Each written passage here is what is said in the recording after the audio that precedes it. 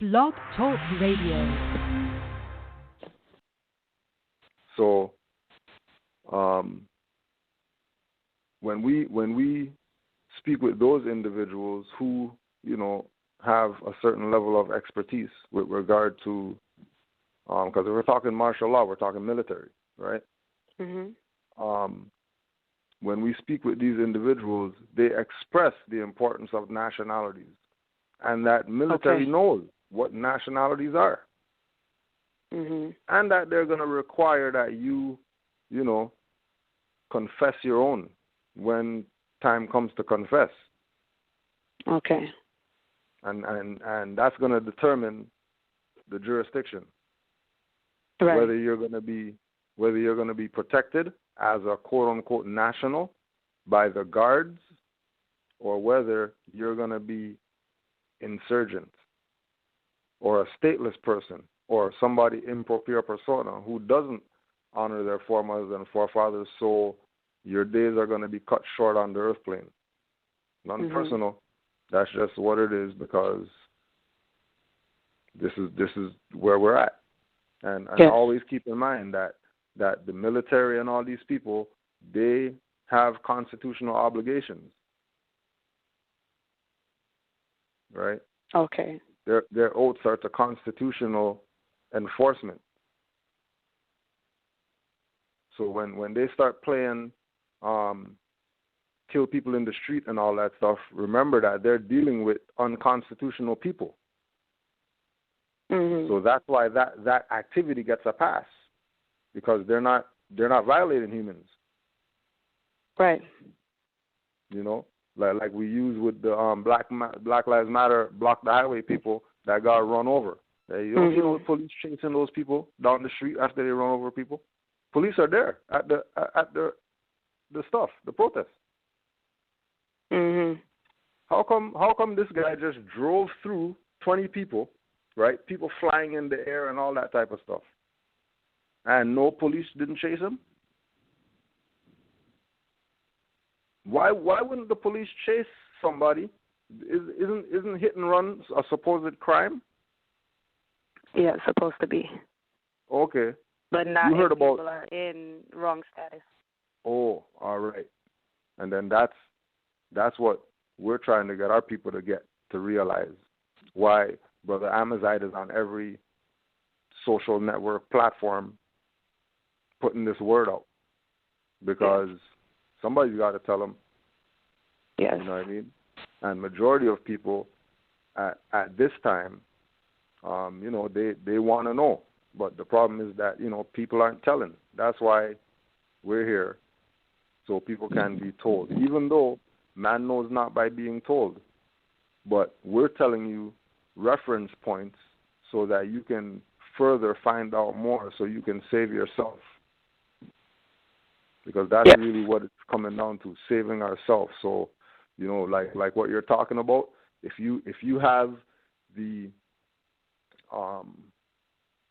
insight to say, well, hold on a second. So if we're talking about U.S. is bankrupt and China's buying lakes and these guys are selling Jaguar, Land Rover, and all this type of stuff, and systems falling, then the next question is, well, surviving in the system after it's fallen. So you're going to need your little, you're going to need a little emergency bag, one bag for whoever is in the house that has all the, bare necessities in there. You might want to stack up some water. You might want to get some blankets if you live somewhere where winter happens and all that stuff. You know what I mean? Some sleeping bag. Just have certain stuff, and it's not load, but think about the things that we have that's taking up space that we haven't touched in about a year or 2 years. We probably don't need those stuff, so we can get rid of those stuff. Make room for water. Yes. Make room for, whatever, canned stuff, dehydrated stuff. Just pour water on it, and it turns into a loaf of bread or whatever. Pick up some stuff. You know what I mean? For about how long you think we should stock up for? Juali said stock up for 9 months. 9 months. Or 6 Okay. months. 6 months or 9 months. But you should stock Okay. up. So at least, I mean, you're not going to, it's food. So, You don't want it to go bad. Yeah, Mm-hmm. but, before it goes bad, you just eat it. It's food. You know what I mean? It's water. You need water. Whether it's martial law or not, you should have water. Mm-hmm. Right, definitely. You know what I'm saying? So and then when we look at, Amish and whoever else, and people got bunkers and all this type of stuff, we got hiding stuff, they're not worried about nothing going bad or whatever. Yeah, they're good. They've been prepared. Because and really it's a ploy, like the whole thing with the expiry per se, right? Because we know that the date that they put on the thing, Mm-hmm. it was probably expired already. Because we don't know, we didn't package it. You know what Exactly. I mean? But certain things, you know what I mean? The quote unquote milks, liquids and stuff like that. Certain things, they're gonna go bad. You know what I mean? Dry stuff, ain't no dry stuff going bad. Ain't no aloe plant going bad. You know what I mean? You eat aloe if you're hungry. Grow an aloe plant. Yes. Grow some aloe plants. You know what I mean? Okay. You're in the bushes, you get stung or whatever, you could rub aloe on it. Right. You know what I mean? You could drink dandelion tea. You don't need Earl Grey and stuff like that. Mhm. Tetley and whatever. How about just drink some dandelion tea and then the change in ourself would change the atmosphere. The change in our mind will change the atmosphere. That one day you wake up, you realize, everything's in the Moor's hands. And places where there's winter, it's summer now. Mhm. But as soon as our energy is toward, panic mode, then the mind goes into panic mode, then body goes into panic mode, and, you got people that got so much stuff going on inside of them. Mhm. And again, it's propaganda. It's people knowing that we aren't in our proper person, so all they have to do is dangle some stuff in front of us, and all our senses are going to start going off. Mhm. That's not healthy. We look at other people, everybody else. Chinese guy, he's not messing around without his rice. He doesn't care. He doesn't care about nothing. If worse comes to worse, he eat rice every day, all day, dry, no gravy, nothing, no butter, nothing like that. Just rice, just dry rice, forever. They'll eat rice, and they've adapted to that as their culture. They've adapted to that they can survive only on rice. They don't need nothing else, just rice. And these guys are standing on their finger and stuff like that just from eating rice only? Right? Okay. You guys doing finger push-ups and stuff like that? So it's really about where's your mind at? Right. And if your mind if your mind is on nationhood, then martial law has nothing to do with you, because martial law is really about them dealing with the vagabonds. Mhm. The people who want to play go riot. That's what martial law is for. People who think, we just give peace a chance, and then put freaking flowers in gun barrels and stuff like that. I think these people are playing around with them. You know what I mean? Because it's kicked off. I don't know what people care. I don't know what killing somebody on the street means to stateless people, but for myself, they're letting me know something. by their actions, and again, their actions are only geared towards non-nationals.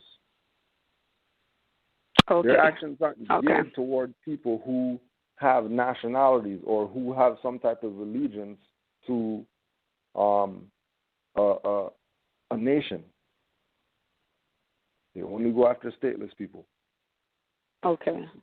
Okay. So nationality definitely is important. Most definitely. And not because we say so. It's just important. Okay. Because it sets your political position. What's your status? If your status is colored, and colored means anything painted, varnished, or dyed, then you're admitting you're a thing. Correct. If your status is Negro, which is a chimpanzee monkey, then your status is a thing. If you call yourself black, which is adjective, which only describes, saying you're a thing. Because humans aren't identified by color. They're identified by nationality. Correct. And just one more. Sorry. Yeah, go ahead. Go ahead. Just one more question. Just out of curiosity, I always wondered if these proclaimed Moors who are ex-military,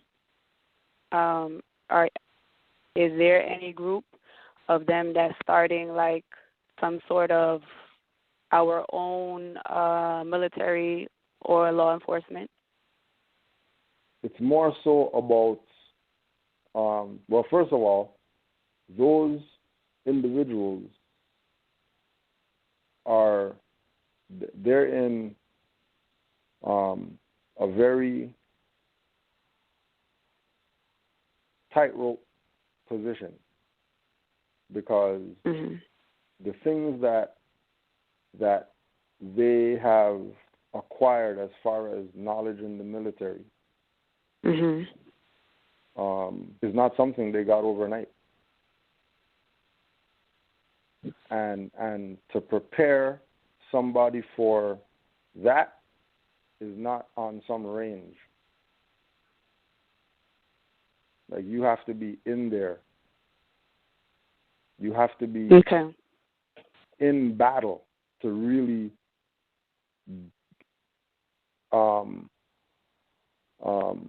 utilize what you learn.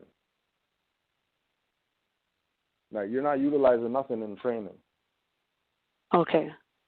When bullets zinging past your ears and stuff like that, that's when, and you still know how to shoot, that's when your stuff is really working. You know what I mean? So the individuals who I know that are that, they more do it from survival. Okay. Teaching people that level of it, because the army part of it, half of these people are not going to survive. They're sending them like sheep to the slaughter. You know what I mean? Because you have to be on a different mind frame when you're talking about go in the battlefield. And majority of people that might not have make it home is because they broke. Like, people who get back here secure after they were in battle, seeing other people get blown up and stuff like that, and they come back here and they can still survive or whatever like that. Things might be a little rocky, but because it is psychological trauma again. But majority of them, they know what war is about, and mad people aren't ready for that. How about we teach you how to survive?